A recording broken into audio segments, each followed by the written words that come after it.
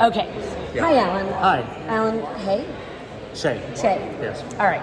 And you have websites by Alan. Yes, I do. And we're both new YouTubers. Yes, we are. So my story, I'm going to tell you my story, and I want Okay. any feedback, but no pressure. Got it. Okay. So I had kids.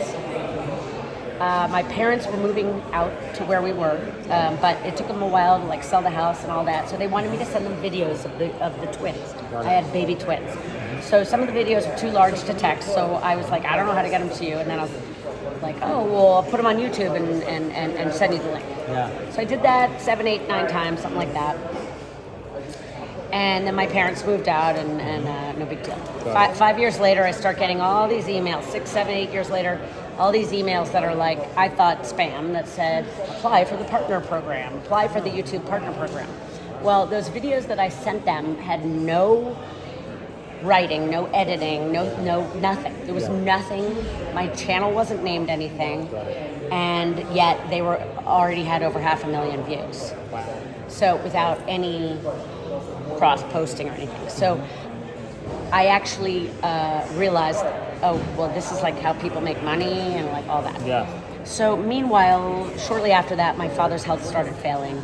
And I love my dad. I went on family medical leave to kind of help out. And when I had that 3-month break from my like senior level demanding job, Yes. I had a little bit of breathing room to look at my life. And as my dad's life is definitely like nearing the end, I got to look at like, what is my story? What is his legacy? What kind of legacy do I want to have? And having worked with philanthropists as well for years, I also was thinking that way already. So I started realizing, well, before I had what was kind of a job working for someone else, I was a serial social entrepreneur, and I founded what's called the Future Leaders Institute, which had an in real life a program called a curriculum's called Passion, Action, Impact to Legacy, where you identify. Basically, I'm repackaging that. It had phenomenal results. Like Okay. everyone, who took it, mind-blowing results. I won't go into those. But when I realized, that was founded as a nonprofit, people paid a lot of money to do it, and the state of California economy crashed in 2008. I lost a lot of our funding, and I needed to. I burnt out. And I became a fundraiser and all that. So, but what I realized is that I could repackage all of that and put it on YouTube and provide that educational content for Okay. free or almost free on a global scale Yes. and make a much bigger difference in people's lives. Now, the curriculum allows people to identify their unique strengths, their interests, their passions, and align them with their personal priorities, values, and principles in a way that produces revenue and a meaningful impact that solves an existential crisis or some kind of problem in the world that is personally meaningful to them. The kind of thing they'd want on their, said in their eulogy, but the legacy they would want to have. And it's the kind of thing that scales while they sleep. So I had a course going like that in real life for years, for over a decade.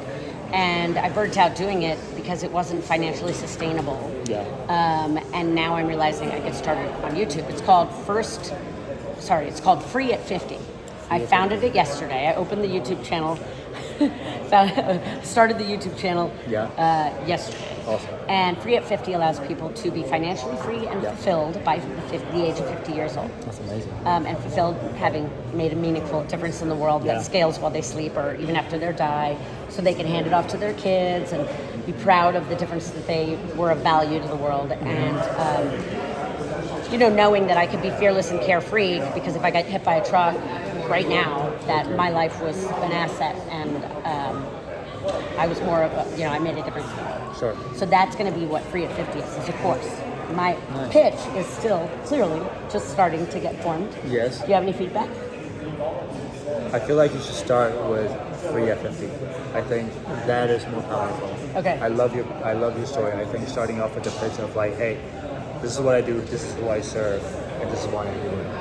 Okay. Yeah, this is why I do it, right? Like, Okay. So because don't even tell the backstory. No, that is the story. Why I do it is the story, right? Okay. Yeah, so I think starting off with that, you grab the attention straight away. Okay. And you go, I understand who I'm serving, obviously. Well, I understand who you're serving, even. Yeah. I understand why you're serving it now. Yeah. And this is how it's going to work. Okay.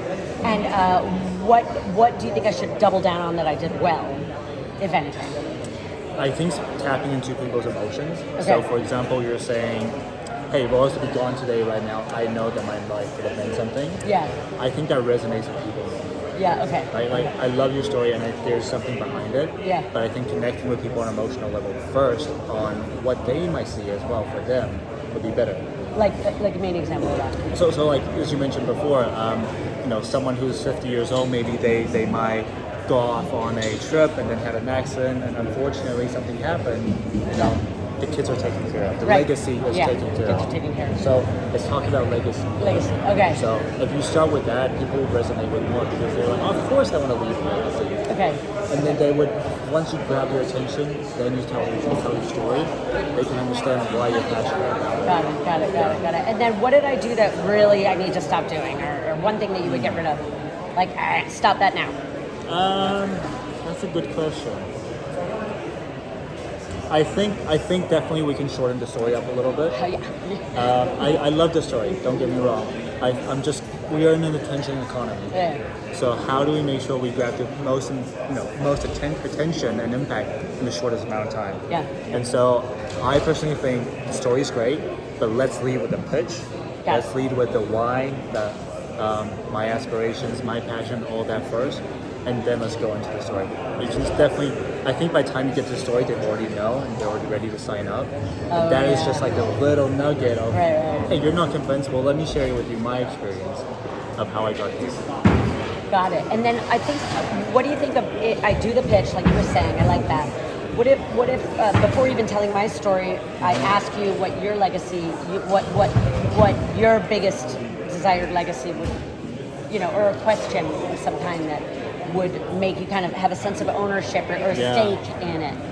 Yeah, that's a good question. I think some people might not have an answer for it. Okay.